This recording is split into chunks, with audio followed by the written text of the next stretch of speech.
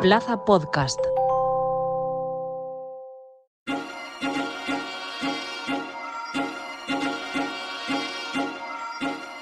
En efecto, la Plaza de las Letras.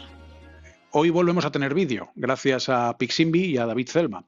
Ya lo sabéis, la Plaza de las Letras es un podcast literario de Plaza Podcast y de Piximbi, porque lo digo yo.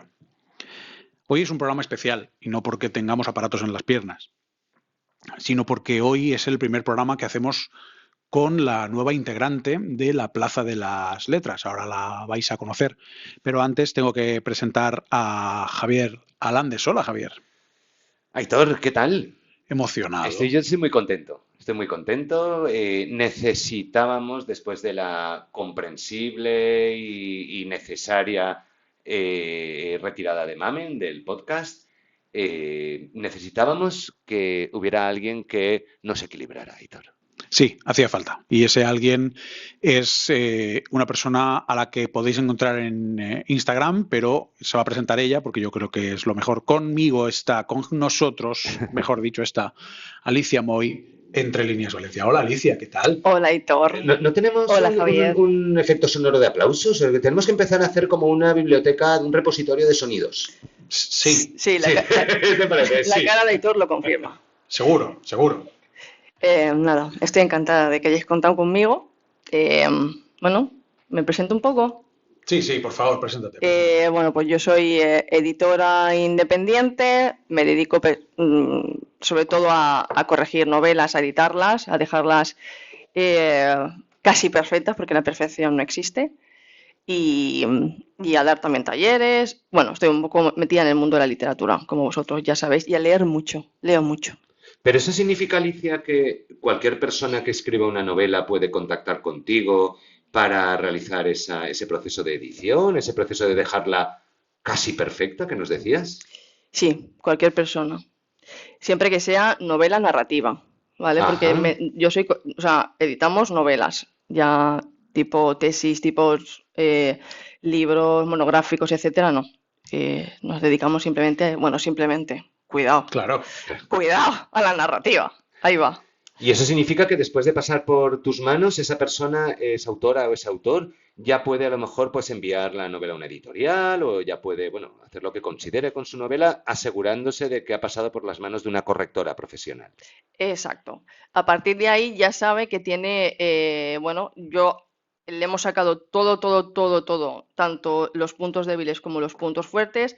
La hemos trabajado desde el principio hasta el final. Hemos dado varias vueltas porque vosotros personalmente sabéis que una novela es reescribir y reescribir. Ujú. Entonces se ha reescrito varias veces y ya cuando consideramos que está en su punto perfecto, sí, se puede mandar a editoriales. De hecho, a veces aconsejamos a que editoriales.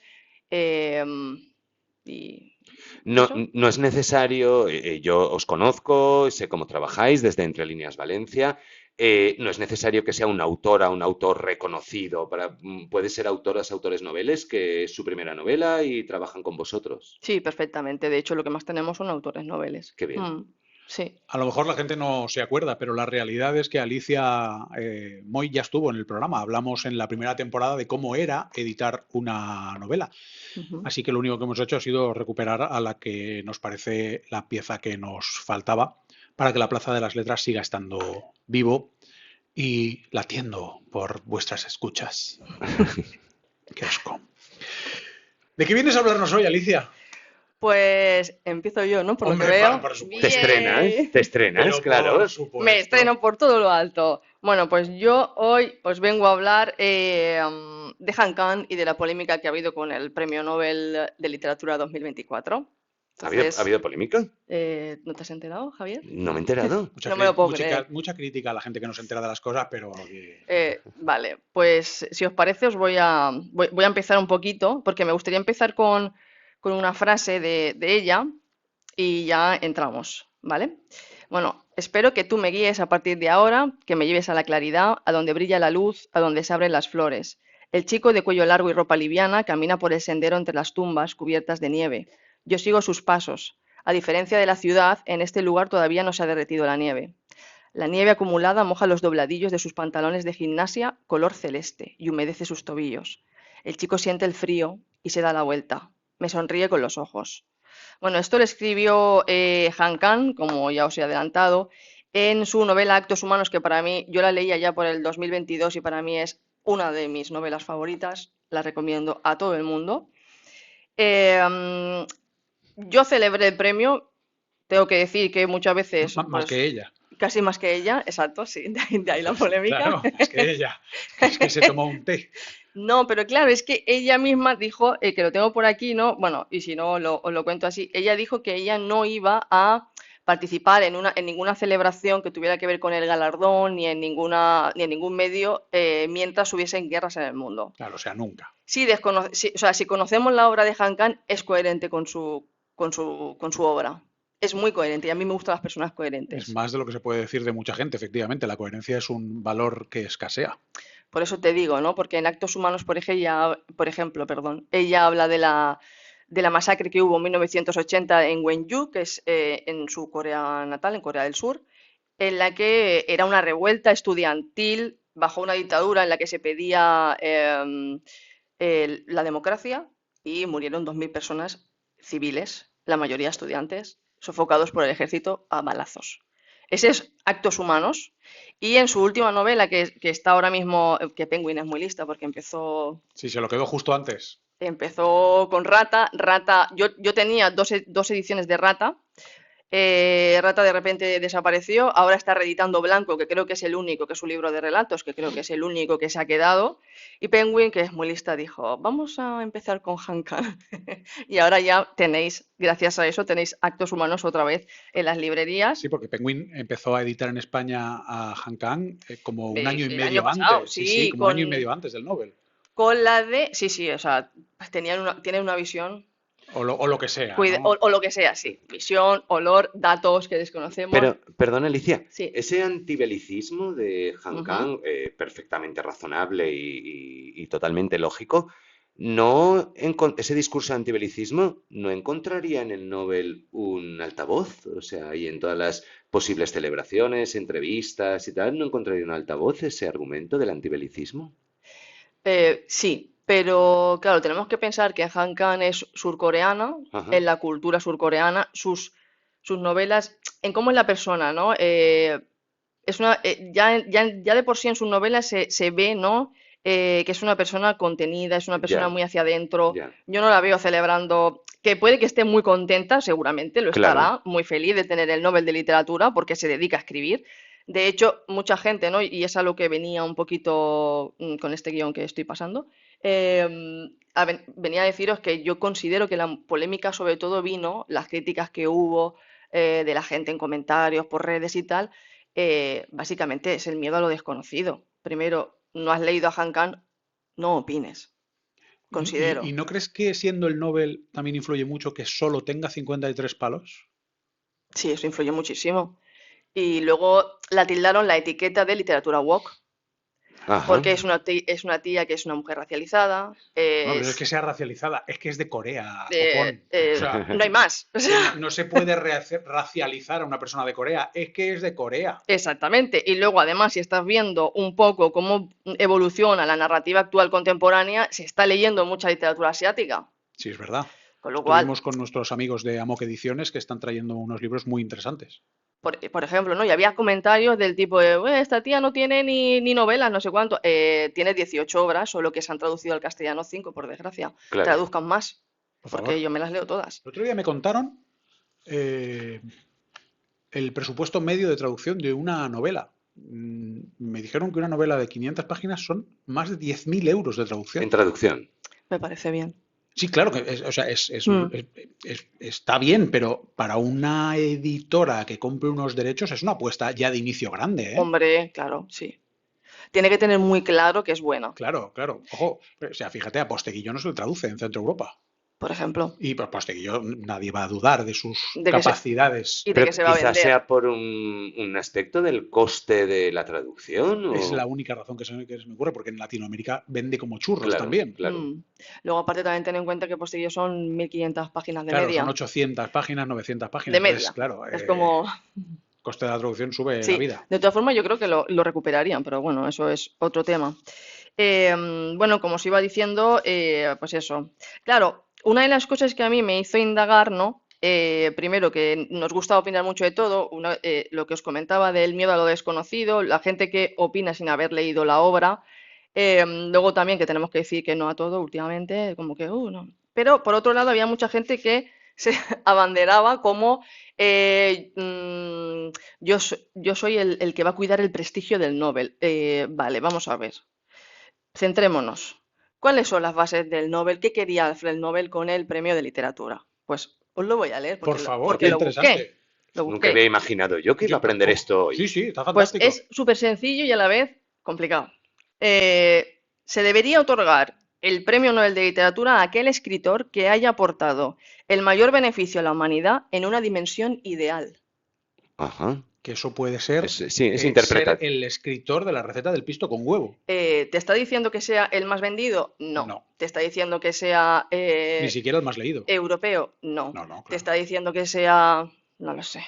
¿Te está diciendo que publique libros? Tampoco. No. Exacto, porque estuvo el... ¿Dylan? Exacto, Dylan, que también tuvo su polémica. Claro. Entonces, bueno, el jurado dijo, por ejemplo, también a raíz de esto, que se le otorgaba por su intensa prosa poética que confronta los traumas humanos y expone la fragilidad de la vida humana. Y es que es así, o sea, Han Kang, como os he contado, en el libro de Actos Humanos ya se ha dicho un poquito, y en el último, en el de Imposible decir adiós, por lo que todavía no he tenido el placer de leerlo, estoy deseando, pero por lo que he visto, también habla de la masacre que hubo en Jeju, que es una isla de Corea del Sur, y que también murieron, creo que fueron 60.000 civiles. Qué locura. Sí. Y le sucedió, porque lo vi en un reel, que estaba por allí y iba con una ancianita y le dijo, mira, aquí es donde les disparaban a todos, y a partir de ahí surgió su novela. Con lo cual, para la gente que ha dicho que la Academia Sueca está siendo como políticamente correcta, dándole el premio a Han Kang, creo que Han Kang no es exactamente políticamente correcta. No lo sé. Bueno, Por las cositas que cuenta. pero la Academia Sueca yo creo que no atiende a razones a la hora de dar el Nobel, porque No. cuando se lo dieron a Gurnak Gringolofort, o como se llame el sudafricano al que le dieron el Nobel, Sí. ¿vale? Desde el respeto a sus lectores, Sí, por favor. Yo me he leído un par de libros después y no lo aguanto, pero es mi opinión personal no solicitada. También hay gente que no soporta a Saramago y perdona. No, claro, evidentemente hay gente imbécil. Discúlpenme, ¿sabes? O sea, quiero decir, es inevitable. Es que... No, pero es una decisión de la Academia, salomónica, exactamente. Sí, y bueno, pues yo os traía un poquito esto y os invito a leer a Han Kang. De verdad que os invito a leerla porque merece muchísimo la pena. Fíjate que hablando del premio Nobel de 2024 de literatura de Han Kang, hemos hablado de 60.000 civiles muertos en una masacre y de otros 2.000 civiles muertos en una masacre. Estudiantes, ¿eh? Y una cosa que se me olvidaba, el del año pasado, John Fosse, era súper conocido, ¿verdad? Pues sí, correcto, muy conocidísimo. Concretamente su padre y su vecino del quinto. Pues, y ahí no hubo polémica. No hubo polémica. Europeo, claro. Autor de teatro. Pues, era más conocido en Europa que Han Kang, eso seguro. Les invito a reflexionar a todos nuestros oyentes. Pero en cualquiera de los casos, permitidme terminar mi reflexión sobre los muertos. Y otra vez más, la mirada europea nos condiciona el juicio del premio Nobel, por supuesto. Pero también el juicio de las capacidades nocivas y perniciosas de las dictaduras asiáticas. Es que un tipo que mata a 60.000 personas y aquí no sabemos ni cómo se llama. Exactamente, claro. Sí. Un tipo que elimina a todos los que llevan gafas y aquí sabemos cómo se llama porque un cómico lo ha puesto de moda. Sí. Porque si no, nadie sabría quién es Pol Pot. Yo el primero. No, yo tampoco. Claro. Hay un hermetismo en esas dictaduras. Y que están muy lejos. Claro. Y que están muy lejos, no nos afecta. Eso es terrible, en realidad. Sí, lo es. Y ¿qué tal? Hasta aquí mi tema. ¿Cómo te sientes? Muy bien. ¿Sí? Sí. ¿Podemos seguir? Sí, claro. ¿Te gusta el porno, Alicia? Que a Javier ya sé que sí. Sí. ¿A ti te gusta, Javier? Sí. Lo mejor es como asiente. Se aprende mucho inglés. Fíjate. Ahora ya sí que yo estoy descuadrado. Es un argumento. Es un argumento, efectivamente. Es un argumento. Es que yo voy a hablaros de porno, de literatura. Qué fuerte, ¿no? No de literatura erótica, sino de literatura de si voy con lo que te doy. Ajá. Concretamente, quiero hablaros de Lady Chatterley y la polémica que hubo a mitad del siglo XX con la publicación de posiblemente una de las primeras novelas no eróticas, sino sexuales. Sí, hablar de las primeras novelas eróticas es una estupidez cuando los griegos ya lo escribieron todo. Claro. Sí. ¿vale? Y lo hicieron todo también. Sí, de hecho seguramente hasta lo inventaron. Lo poquito que los egipcios no se inventaron, Lo hicieron ellos. ya llegaron luego los griegos Sí. para completarlo. Permitidme que nos sumerjamos en una de las historias de censura y controversia más sonadas del siglo XX, la publicación, como digo, del amante de Lady Chatterley, que es una novela que desató totalmente el escándalo por dos razones. La primera, por la manera en la que afronta el sexo, y la segunda, por cómo afronta las diferencias entre relaciones entre personas de diferentes estratos sociales, que yo creo que la verdadera polémica de esta película de este libro está aquí. Pero sí, del tema, va por ahí. La novela está escrita por D.H. Lawrence en 1928, pero no es hasta 1960 aproximadamente cuando Penguin Books consigue publicarla. ¿Por qué? Cuando se publica, la evidente moral británica dice que es una novela gorrina, que es una novela gorrina, donde pasan cosas, ¿vale? Evidentemente estamos hablando de una sociedad que acaba de salir de la época más victoriana posible, 1930. Es que claro, no vamos al extremo, ¿eh? Sí, claro, evidentemente. Y aunque aún no había terminado, pues ya estaban las costumbres evidentemente instaladas en la clase media alta, especialmente con temas, como digo, relacionados con la sexualidad y el matrimonio. En ese contexto, el autor escribió la novela en la que la protagonista, Lady Chatterley, que era más valiente que el caballo del Cid, inicia una relación con el guardabosques de su propiedad. Y no la inicia porque... No, la inicia porque lo primero que te plantea la novela, y aquí es un poco, yo creo que donde cojea, que inicia esa relación porque su marido aristócrata está lisiado, tiene un problema, es un poquito handicaped. Entonces, perdón. Entonces, claro, la mujer que tiene fuego en las entrañas necesita a quien le apague. Ahí cojea. Ahí cojea, efectivamente. Pero, como digo, la novela fue altamente provocadora y ya no solamente por cómo aborda el tema sexual, que no esconde nada. Además lo hace con gusto, ¿eh? O sea, quiero decir, es verdad que la novela no esconde nada y al pito le llama pito y a todo le llama todo. Sí, pero no es obscena. En algunos puntos, pero Soez. Pero es que tiene que serlo, es que esta novela lo pide. Pero yo creo que la polémica viene, como he dicho antes, por cómo una alta señora de alta cuna, acaba metiéndose en la cama de un zafio y rudo guardabosques que además es de un estrato social inferior. Vale, si no hubiese habido una lucha de clases aquí... Es que es muy probable que no hubiera pasado nada. Vale. Porque al final esto no deja de ser un cumplir borrascosas, pero... Claro, con un poquito subido de tono. Exacto. Un poco subido de tono. Pero ¿qué es lo que pasó? Pues que estuvo 30 años secuestrada la obra. 30 años hasta que Penguin Books dijo, venga, va, ahora ya ha pasado la Segunda Guerra Mundial, hemos ganado, ahora nos podemos venir arriba. Porque además está el despertar sexual de la década de los 60, que eso es algo que siempre va a remar a favor de una novela viscosa. Pero no fue así. Hubo denuncias, hubo un juicio. Se paralizó la publicación de Lady Chatterley hasta que el juicio se llevó a cabo. Ostras. Y el tema es que había una ley Sí. que solo permitía publicar novelas de esta índole si elevaban el tono literario. Todo muy abstracto, ¿no? Un poco. No es verdad, Ángel de Amor, que en esta apartada... Ah, vale. Tenía que ser muy así. Vale. Pero al final se condujeron muy bien los de Penguin y acabaron ganando el juicio. Estamos hablando de todo esto de los 60, ¿no? Mientras estaba 1960. El despertar. O sea que de cara a afuera todo era despertar sexual, pero... La saben los ingleses. Vale. Ganaron el juicio, publicaron la novela en 1960. Otra vez volvemos a hablar del olfato de Penguin. Te lo iba a decir, pero digo, igual estamos hablando mucho de Penguin. No, de Penguin o de Impedimenta o de la que sea. Las editoriales son todas nuestras amigas. Exacto.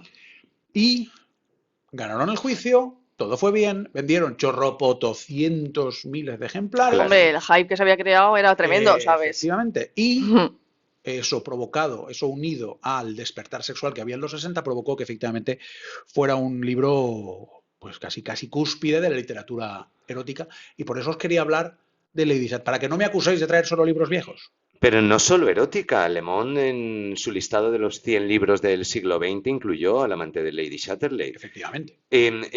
Además, Mellors, el guardabosques, es un tipo rudo, es un tipo de una de un estrato social más bajo que el matrimonio Chatterley, pero es un tipo que cuando lees la novela, incluso la novela está ambientada previamente a la Segunda Guerra Sí, Mundial y sí, sí, demás, claro.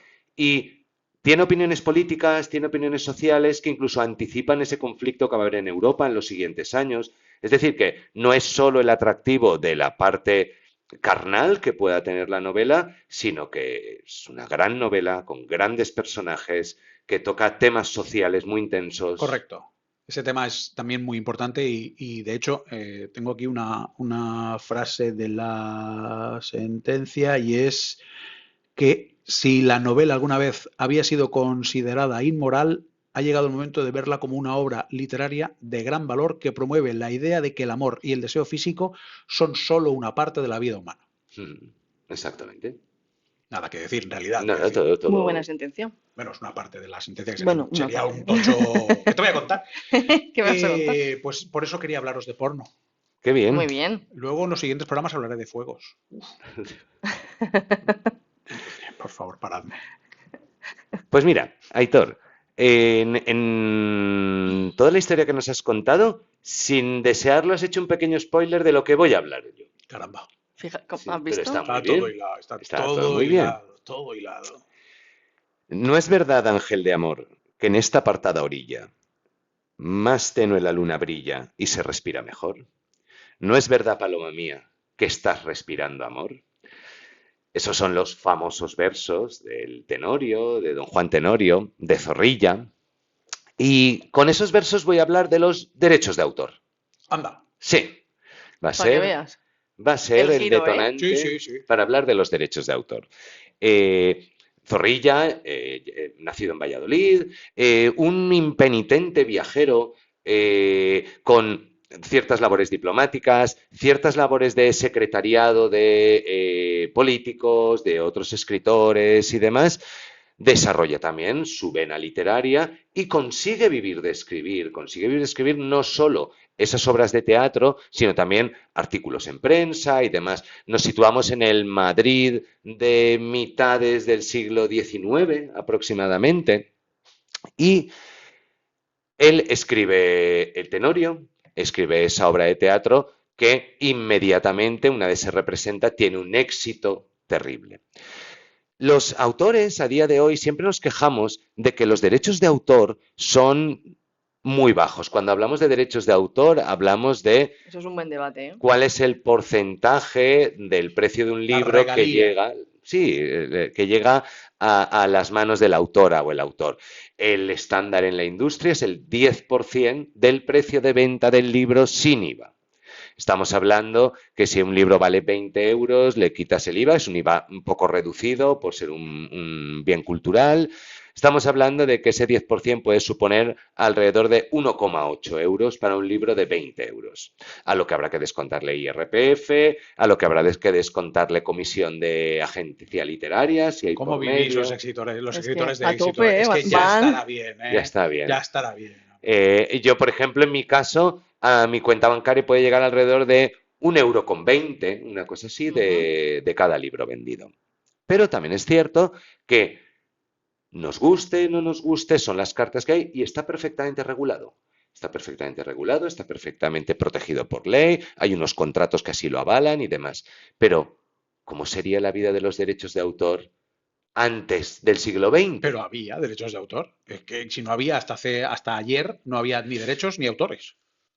Autores sí que han habido, autores siempre han habido, pero sí que es cierto que el libro, hasta un libro como objeto, Ujú. consumo de masas hasta el siglo XX no era. El libro era un bien de lujo, un bien que solo se lo podían permitir pues determinadas personalidades, determinadas familias, determinadas instituciones, pero no era el bien de consumo común que puede ser hoy en día.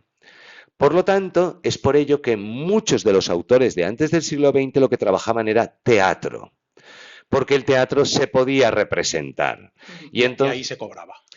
ojo, ahí vamos, se cobraba si el autor tenía una buena relación con algún empresario teatral que dominara algún teatro, alguna escena, algún corral, incluso en el Siglo de Oro, y que entonces esos textos fueran expresamente para ese promotor teatral y ya arreglaran pues un porcentaje de la taquilla o arreglaran algún precio fijo, etcétera. Pero, ¿qué impedía a alguien asistir a una obra de teatro o varias personas apuntar toda la obra de teatro o a lo mejor comprar un ejemplar si El llegaba folleto o lo que fuera. Claro. Ujú. y ponerla en marcha y representarla En otro esa sitio. compañía en otro Sí, lugar? sí. Nada, no le No, impedía nada en aquella nada se época, lo nada, nada. impedía. No había nada que protegiera los derechos de autor. Fue José Zorrilla quien se dio cuenta realmente de esta situación y el primero que elevó la voz. El que se daba cuenta de que don Juan Tenorio era representado por toda España hasta la saciedad, sobre todo desde que se convirtió en esa obra del Día de Todos los Santos. Y entonces tenía multitud de representaciones por toda España en las que, sí, José Zorrilla se llevaba los aplausos, Ujú. pero de Pero el dinero no money veía no. nada, de Ya. dinero no veía nada. Se le reconocía como el autor de la gran obra que era, pero eran los empresarios teatrales, las compañías, los propios teatros los que realmente tenían un beneficio económico de la obra de Zorrilla. Zorrilla fallece, casi en la pobreza. Él sí que recibe una pensión del Estado, pues por el carácter artístico de su trabajo, por haber sido trabajado en labores diplomáticas, por haber participado como articulista en diarios muy importantes, pero él realmente fallece casi en la pobreza después de haber hecho una campaña intensa en favor de los derechos Ujú. de autor que no es recogida por las autoridades. Tendrá que ser muchas décadas después cuando los derechos de autor ya sea algo estipulado por ley, ya esté protegido, ya haya contratos, etcétera. Y a esos derechos de autor les ayuda que el libro, una vez entrados en el siglo XX, se convierte en un bien de producción masiva y de consumo masivo porque el precio permite que sea mucho más accesible al resto de las personas. Así que el Tenorio está directamente relacionado con el tema de los derechos de autor. Para que veas, qué interesante, ¿eh? Fíjate cómo hemos ido, al Ujú. final me pongo en el medio, hacemos el sándwich y en medio el tonto. Vosotros No, No, hablando de para... temas elevadísimos y yo hablando de porno. no, ya.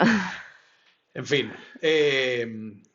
una de las ventajas que tiene tener un podcast de literatura es que de vez en cuando aparece algún autor, alguna autora, cuya entrevista te queda en el pozo. Y Ujú. la haces y la disfrutas y pasan unas horas, pasan unos días y dices, hostia, qué entrevista. Y voy a hacer un spoiler, hay partes de la entrevista que no se pueden emitir Ajá. porque ha acabado siendo una conversación a tres estupenda y maravillosa con información y demás personal que no vamos a emitir. Pero ahora vais a escuchar una entrevista maravillosa con la autora de Tormentas, con Dolores Redondo.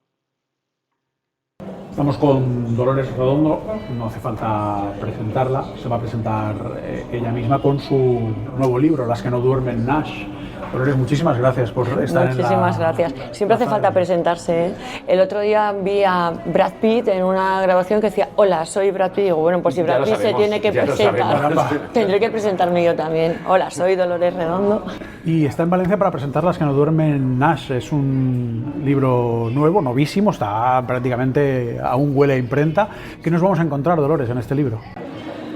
Pues espero que os encontréis lo que yo he querido poner, que era una manera distinta de abordar el crimen. Quería crear un nuevo personaje que lo hiciera desde un ángulo diferente y para eso he creado a esta psicóloga forense.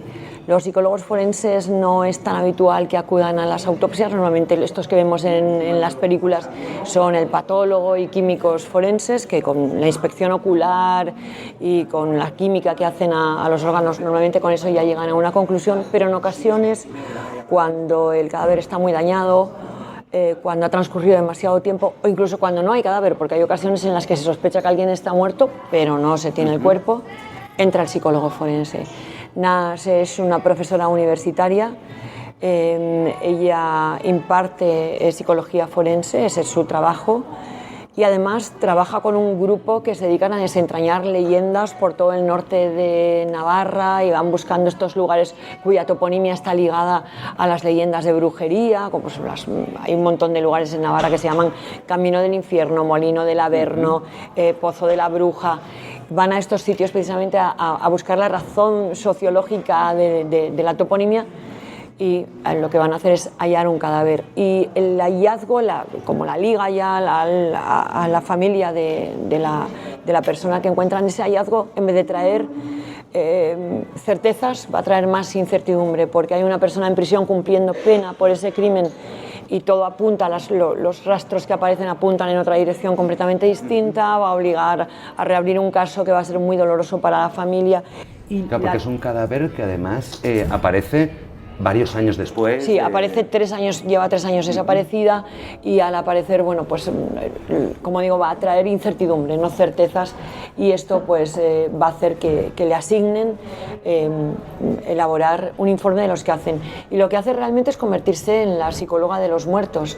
Va a intentar conocer a esta joven adolescente que lleva, como digo, 3 años muerta, meterse en su mente y descubrir qué frentes tenía abiertos en el momento de su fallecimiento, con quién se llevaba, con quién no. Y la diferencia es que ella lo advierte al principio de una de las primeras páginas, dice: yo no soy un policía, no puedo presentarme en casa de alguien y obligarle a que conteste a mis preguntas. Tengo que establecer un vínculo y a partir de la pura empatía conseguir que quieran contarme, aunque la que realmente le interesa es la mente de la fallecida, del personaje. Desde el Guardián Invisible, cuando apareció el Guardián Invisible, realmente estaba creando un género. Hubo quien apuntó: oye, quizá esto no es novela negra porque hay magia y mística, ¿no? Y yo dije, bueno, no es magia, es mística, y la mística sí que está sustentada en datos históricos, en religiones previas, en creencias que están arraigadas en ese lugar y en cosas que han ido ocurriendo que, aunque claro, tienen conceptos pseudo-mágicos, están sustentadas y la mayoría de las veces inspiradas en crímenes reales que tienen como trasfondo esa mística. Lo llevo al Valle de Baztán porque es un lugar que conozco muy bien, que no deja de surtirme de historias, la mayoría preciosas, pero algunas también muy terribles, como el hallazgo real de varios cadáveres dentro de la sima de Legarrea por un grupo que, como la propia Nash, bajó a desmitificar una historia que era una leyenda que se contaba desde hacía años sobre una mujer arrojada al interior de esa sima, y en efecto cuando bajaron hicieron un hallazgo bastante macabro. Con la importancia de Dolores Redondo en la literatura actual, mucha gente podría pensar: ¿por qué todo en el Baztán? ¿Por qué no te llevas una historia a Nueva York, otra historia a Nueva Orleans, otra a París? Bueno, a Nueva Orleans sí que te la llevas. Bueno, sí, concretamente sí, a Nueva Orleans, efectivamente, sí. Efectivamente. Sí, lo he hecho y no descarto volver a hacerlo, porque algo que descubrí cuando investigaba sobre la mitología vasca es que las mitologías de todos los países, de todas las culturas, son muy parecidas. Los mitos comunes. Sí, los mitos reciben nombres diferentes, se nombran de un modo diferente, pero su comportamiento es idéntico. Por poneros un ejemplo, me parece que era en Ofrenda a la Tormenta, aparece un mito, un demonio del Baztán que se llama Inguma.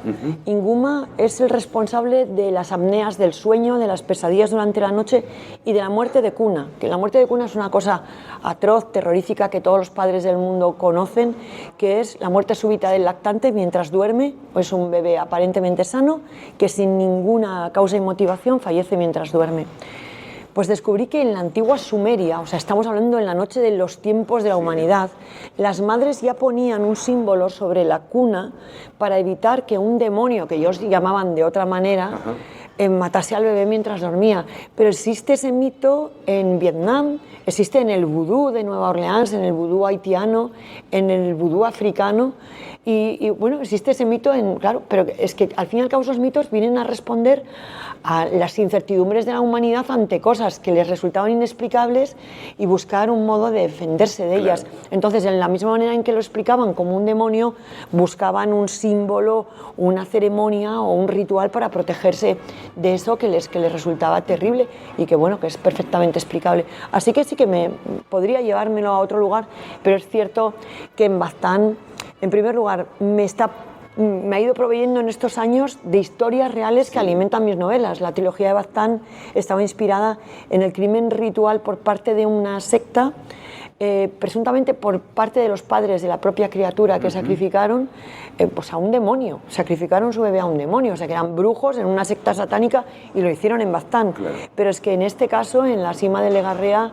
en 2016, el forense Paco Echeverría descendió a esa sima intentando desmitificar alguna de las leyendas que había sobre que se había arrojado al interior a brujas en distintos periodos y hizo un hallazgo terrible. Claro. En primer lugar, halló un cadáver más reciente, pero cuando el juez permitió que volvieran a bajar y siguieron cavando, encontró que en efecto a principios de la Guerra Civil Española se había asesinado a una mujer por brujería, que seguramente nos encontramos ante la ejecución por brujería más reciente en nuestra historia. Dolores, en tu obra la lluvia es un elemento característico. El agua.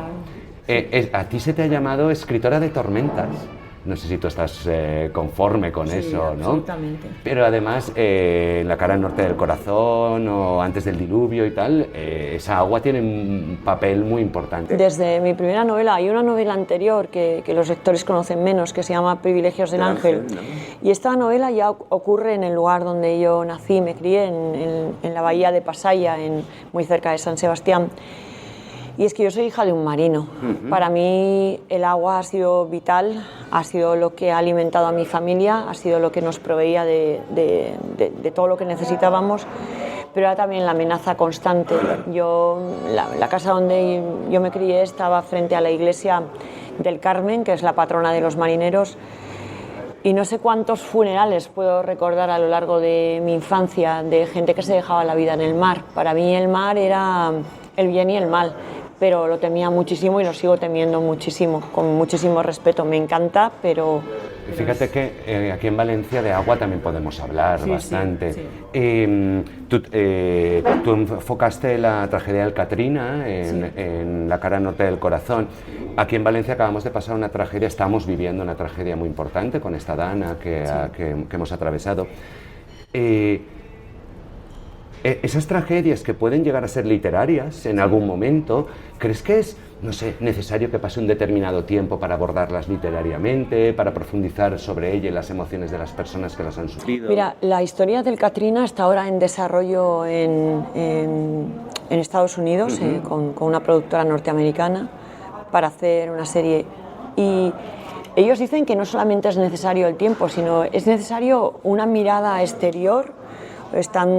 Creen que dices que hace una española contando la historia del Katrina. Es que la historia del Katrina da igual, es la historia de Valencia, claro. Es la historia de cualquier lugar del mundo.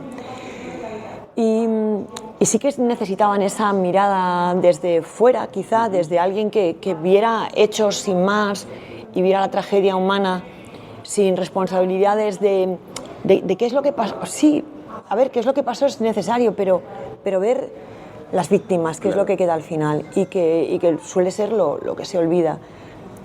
Y hay cuestiones que me llamaron la atención que se vuelven a repetir una y otra vez, son como un mantra, y es que da igual que sea Nueva Orleans, que sea Valencia, que sea cualquier lugar del mundo, te encuentras con que hay gente de primera y gente de segunda. Hay una frase en La cara norte del corazón que está tomada además de un documental al que cualquiera puede acceder, y es de las grabaciones que la gente hizo en los días posteriores al paso del huracán en la calle con sus teléfonos móviles hasta que se les acabó la batería. Claro. Y hay una en la que alguien se graba a sí mismo encima de un puente con toda aquella ciudad inundada, porque allí fue la rotura, aparte de la inundación, fue porque se rompieron los diques que contienen el río Mississippi, más el agua que el huracán empujó desde el Golfo de México a través de los pantanos. La ciudad permaneció inundada y el agua no se iba. Y esta persona dice, ¿le cabría a alguien en la cabeza que 5 días después de caer las torres en Nueva York no hubiera llegado la ayuda? Claro. Y para mí esa frase es demoledora, porque marca la diferencia y de lo que pasó, un huracán, pues como una dana, esto va a seguir pasando, es la naturaleza, pero hay maneras de gestionar las cosas. Y lo que se vio en Nueva Orleans es que había ciudadanos de primera y de segunda. Y hay gente que importa más y gente que importa menos. Y hay lugares donde si hubiera ocurrido lo mismo, estoy segura de que habría llegado la ayuda antes. Y con todo mi respeto a Madrid y a la calle Goya y a la calle Velázquez, si la Dana hubiera ocurrido en la calle Goya de Madrid, ¿tú crees que 5 días después no habría llegado la ayuda? Claro. Pues lo dejo ahí porque se lo preguntó alguien en Nueva Orleans y me parece que es extrapolable. Y lo que importa es que la gente que se quedó en Nueva Orleans eran los desgraciados, eran los pobres, eran los viejos que no se podían ir solos, era la gente que tenía problemas de movilidad, era la gente que no tenía ni un vehículo y si tenía un vehículo no tenía ni gasolina para meterle, o que eran tan pobres que no se arriesgaban a irse porque sabían que les iban a saquear lo poquísimo que tenían. Y eso es demoledor. Aquí hubo unos juicios después y yo lo seguí durante muchos años y se vio que la responsabilidad en parte era terminó el gobierno de Estados Unidos como responsable civil subsidiario porque se comprobó que los diques que contenían el Mississippi se habían construido con materiales deficitarios. Pero hubo muchísimos más juicios después, porque además durante las reyertas que hubo en los días posteriores al Katrina se asesinó a muchísimas personas. Asesinatos, no estoy hablando de defensa propia ni asesinatos a sangre fría, algunos por parte de policías. Hubo juicios, se depuraron, muchos policías acabaron fuera de la policía, muchos acabaron en prisión, se condenó al gobierno de Estados Unidos a pagar, la administración Obama comenzó a pagar las indemnizaciones y cuando llegó la siguiente administración las suspendió. Con lo cual, en Nueva Orleans pues todavía no han recibido todas las indemnizaciones, pero son los sureños, los pobres, los desgraciados, que no importaban, porque el que tenía dinero cogió un avión y se fue de Nueva Orleans.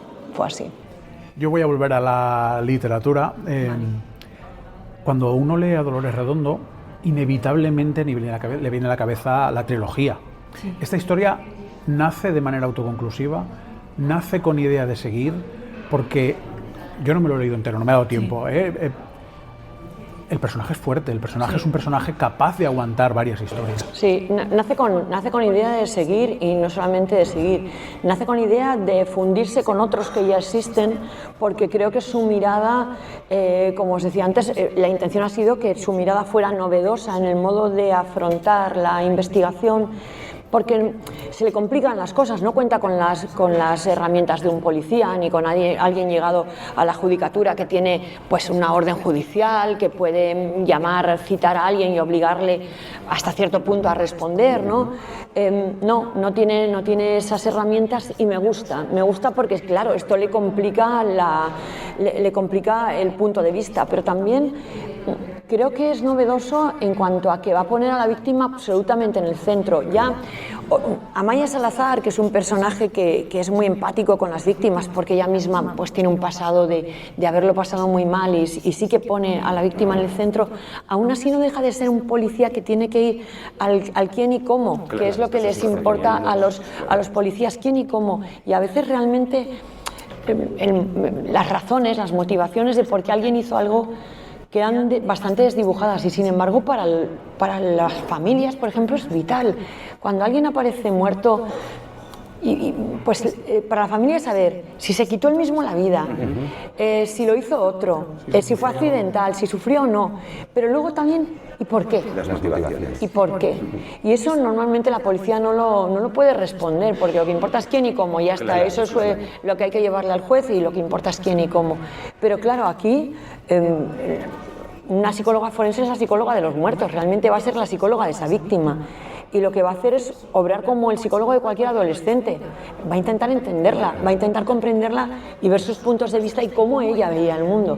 Entonces nos coloca en un lugar que creo que a la larga, combinándolo con que ya verás que hay encuentros, creo yo muy afortunados en esta novela, lo voy a decir ya porque total los lectores la van a encontrar y creo que muchos ya se va diciendo mucho por ahí que está Amaya Salazar. Ella no lleva el caso. Amaya en este libro más que nada lo que hace es ayudar a Nas a aterrizar en el territorio en el que está y a darle las pautas que necesita para entender que si no hace un cambio de chip de lo que trae, allí no va a entender nada, que tiene que entender en qué territorio está y cómo actúan allí las personas y las raíces de cómo son y lo que creen, para poder entender en qué caso está. Le va a ayudar sobre todo a esto, pero creo que en el futuro la interacción entre ambas podría ser muy interesante. Dolores, yo tengo la oportunidad de, cada vez que leo una de tus novelas, pues seguir conociendo a la autora que hay detrás, ¿no? Seguir viendo cómo crecen tus historias. Estamos hablando de una persona con Premio Planeta, y entonces tengo tantas preguntas, pero sé que tengo poco tiempo. Pero sí que hay una que llevo años queriéndote preguntar.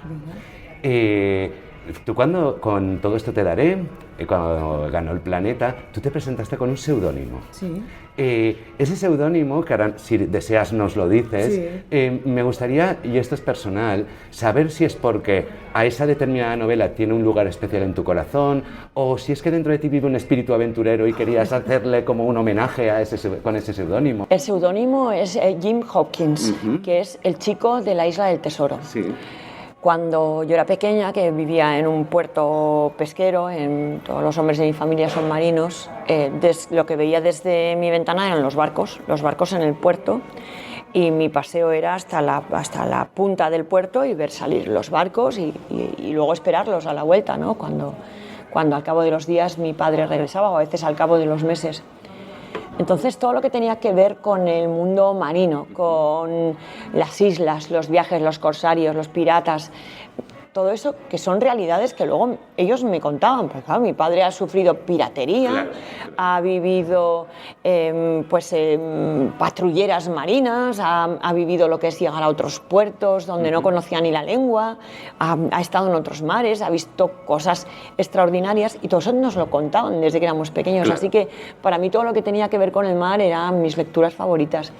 Y luego la simbología es que igual que Jim se va a buscar el tesoro, yo también iba a buscar al tesoro.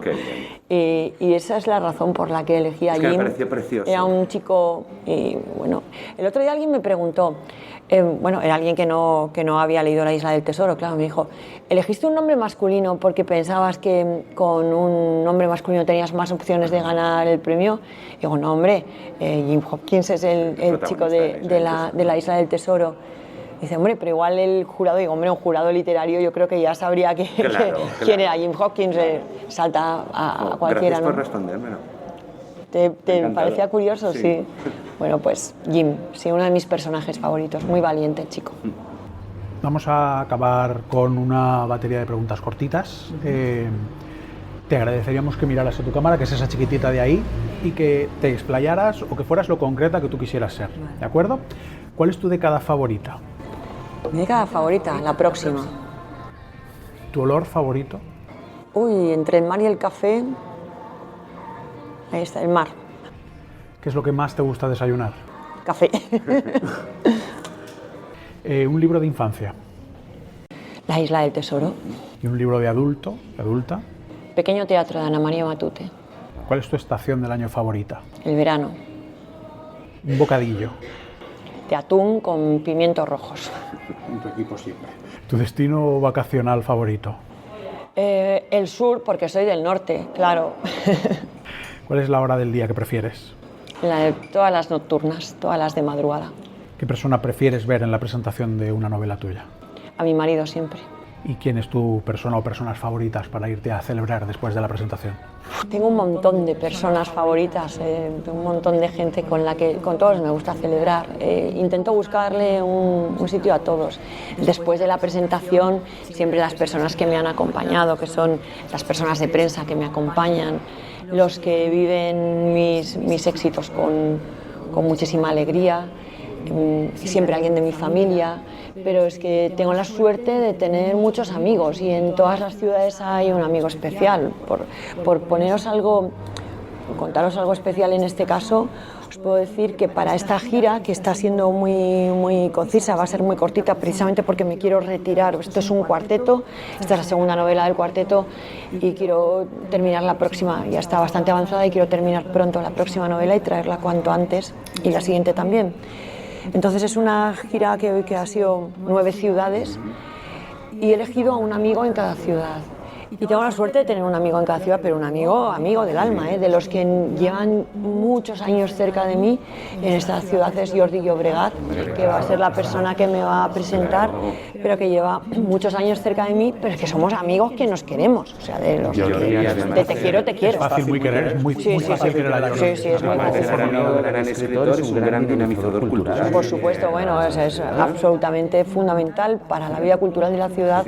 Y bueno, le agradeceremos. Estuve en el aniversario de Valencia Negra, pero bueno, pues que estoy siempre que me llama o siempre que yo también puedo, ¿no? Pero elegí, ya digo, dije, bueno, quiero que sea un amigo, porque hay veces que, bueno, pues las organizaciones de las presentaciones, pues toca que te presente alguien de la Diputación, alguien de la biblioteca, alguien del evento que te toca, ¿no? Pero dije, no, en esta quiero que sean todos amigos, y como por suerte tengo en cada una de esas ciudades un amigo muy, muy querido, pues ha sido en cada ciudad un amigo. Y es muy chulo eso. Con él me iré a celebrar después. Es un buen tipo, es un buen tipo. Dolores Redondo presenta Las que no duermen Nash. Es un placer leerte y también ha sido un placer entrevistarte. Muchísimas gracias. Un placer. Muchas gracias. Lo que se aprende de una diva como ¿cuánto te ha gustado la entrevista de Alicia? A mí me ha encantado. Pues es una lástima porque en la Me Plaza hubiese de las gustado, Letras me hubiese gustado estar. nos gusta que las autores pues pasen en directo por el programa. Sí que es cierto que a lo mejor por agenda, por programa es imposible, pero Dolores Redondo nos demostró una amabilidad exquisita. Nos habló sin ningún tapujo y ha sido una de las entrevistas que al menos yo personalmente más satisfecho. Solo he tenido un problema, que he tenido que ser a la hora del desayuno literal, bueno, del desayuno de las personas que os levantáis tarde, que eran las 8:30 de la mañana. Pero vaya entrevista, ¿eh? A mí me ha encantado estar con ella porque además soy lectora de sus obras. Natural, o sea, me encanta. Natural. Como tú y medio mundo, hay que decir, no descubrimos quién es Dolores Redondo. Exacto. ¿Qué tal, Lebut? ¿Ya te has quitado los nervios? Un poquillo, pero ahora cuando me toca hablar otra vez, pues otra vez. Vaya, pues ahí tienes el spoiler. Es que esta tarde grabamos 3, esto es lo que hay. Tendrías que haber dicho, Alicia, el próximo día que nos toque grabar... Lo aprenderás, no te preocupes. El próximo día. Cosas así. Perdón. No. Los vídeos nos vais a ver... Forma parte del encanto de la Plaza de las Letras. Claro, en los vídeos nos vais a ver a los 3 con la misma ropa. Bueno, dice David, que es uno de nuestros productores, que nos cambiemos la ropa entre nosotros. Es que creo que la ropa de Alicia a Javier igual le viene, a mí no. Pero que me venga no significa que me vaya a quedar tan bien como a ella. No, esos son dos debates paralelos. Alicia Moy y Javier Alandres, muchísimas gracias. Bienvenida, Alicia. Y gracias a vosotros. Alicia, es un placer tenerte aquí y vamos a disfrutar mucho en los próximos programas. Eso espero. Gracias. Esto ha sido la Plaza de las Letras. Ya sabéis, yo soy incólume y pertinaz en mi error. Soy Aitor Pilán de Miguel. Espero seguir siéndolo. Hasta pronto. Plaza Podcast.